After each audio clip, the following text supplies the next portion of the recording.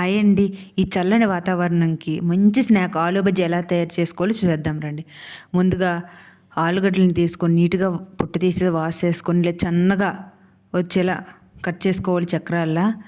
ముందుగా శనగపిండి ఒక బౌల్‌లో వేసుకోవాలి.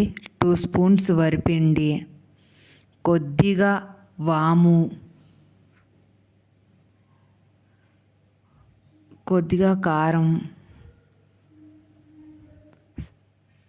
కొంచెం గరం మసాలా,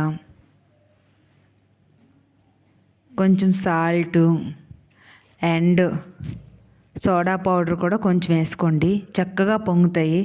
చక్కగా మిక్స్ చేసుకొని కొంచెం కొంచెం వాటర్ వేసుకొని మరీ తిక్కుగా కాకుండా మరీ పలుచగా కాకుండా మీడియంలో కలిపేసుకోండి.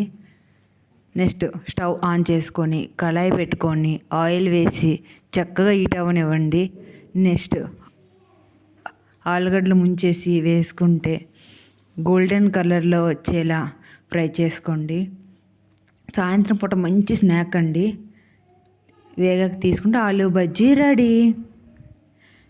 ఆలు బజ్జీలో స్టఫ్ పెట్టుకోవాలి కదండి. ఆనియన్స్, కొత్తిమీర, కారం, సాల్టు, గరం మసాలా, నిమ్మరసం వేసుకుంటే రెడీ.